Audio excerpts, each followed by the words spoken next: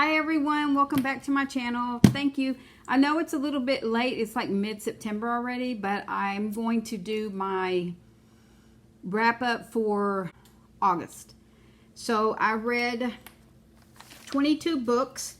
I'm only going to talk about the books that I scored a 5, and in the comments I'll list all the books that I read, so if you're interested in those books you can go take a look at those also. I had a lot of 4-star books, and those are good books. They're just not books that hit all my feels. So I'll list those in the comments, but I'm going to talk about the 5 books that I scored a 5 today. So let's, If I Stay by Gayle Foreman. And this book is about Mia and her family. I'm not giving anything away, but her family dies in a car wreck.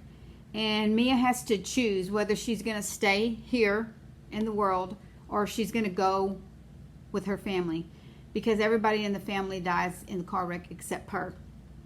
This book was heart-wrenching for me. In the book, Mia is able to see the people who come into ICU to visit her, and she's able to know what they're thinking, and she can hear what they're saying. And she has to determine whether or not she's going to stay within this world by herself because her family's died, or if she's going to let herself go and pass away with the rest of her family. This book made me cry. It was so good. It's a young adult book, so I think that might be something that you enjoy. You might want to take a look at that. I did score this book a 5. Forbidden Jupiter, and I picked this book because my 13-year-old niece was raving about the book. I walked in on her one day and she was reading, and I asked her what she was reading, and she told me this book. So, and she told me that she had read it like 2 or 3 times, so I thought, let me get that book. This is a middle grade school reading book, and this is actually a very deep subject book for somebody who's 13 years old. It talks about teen pregnancy, it talks about foster care, it talks about abuse, child abuse. This book was very good. This book also made me cry. It's about a young man who lives in foster care, and he gets put with a family who is a very good family, and they take care of him. And things happen as he's living with this family that are more challenging for him, even though he's had such a bad childhood. It's even in his young adulthood, he's having challenging things to face also. So this is a very good book. 13-year-old to it. It's a super short read. You could probably read this in just a few hours. That might be something that you might be interested in picking up also. Next is Silicas Journey. This is a companion book to The Tattooist of Auschwitz. If you've read that, Silica is one of the characters that are in The Tattooist of Auschwitz also. But this book here talks about her journey and why she did what she did in The Tattooist to keep herself alive. They're in concentration camps, and there were things that she had to do there that she never wanted to speak about. So this talks about her getting out of the concentration camp, but she's still put in a prison because of what she had to do when she was in the concentration camp in the first book. This book is, I like historical fiction, especially about World War II. So this might be something that you might be interested in picking up. I feel like it gave such a good background on Silica, and even though you're kind of angry because she does what she does to stay alive, you can completely understand why she did it. In concentration camp, it was pretty much one for all and all for one. So that's a good book. You might want to pick that up also. The other book I picked up because my daughter-in-law told me to read it. This was not on my August read.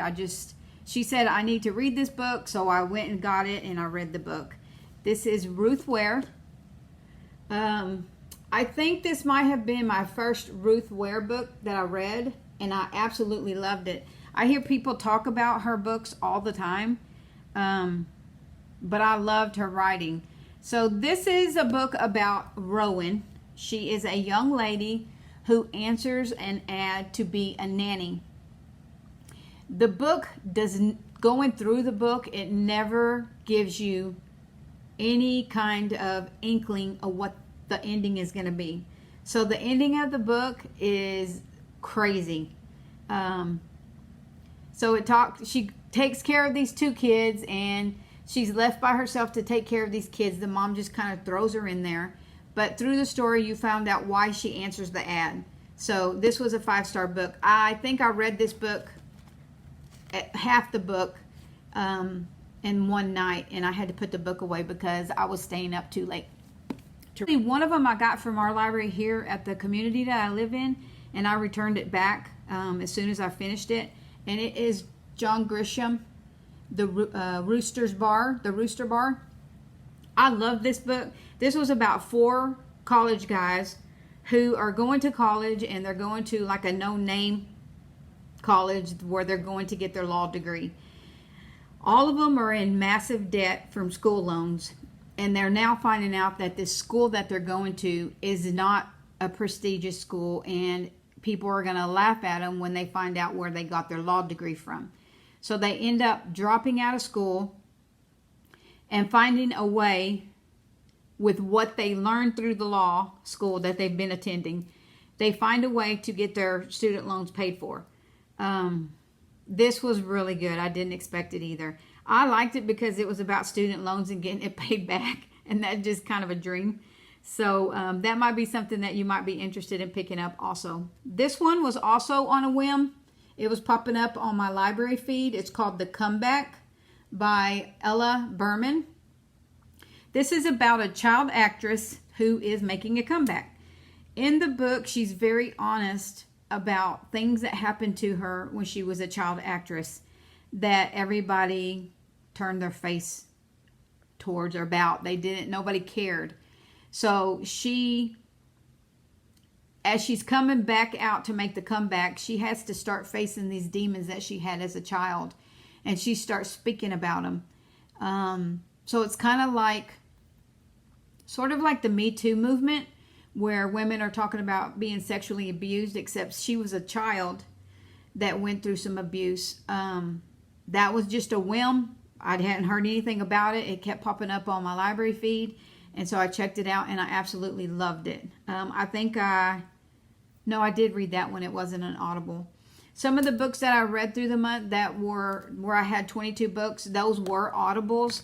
Usually what I do is, like with the Ruth Ware book, I had the Audible for it. It wasn't Audible. It was a Audible book from the library. But I checked out the Audible book, and I actually, when I wasn't sitting down reading this book, if I was cleaning around the house or whatever, then I would put the Audible in my ear so I could keep reading it, which is one of the reasons that I go through my book so fast. So anyway, that's it. I hope you like this. If you're interested in any of the other books, I'm going to list them down below. And I hope you all are doing good, and I will see you when I see you.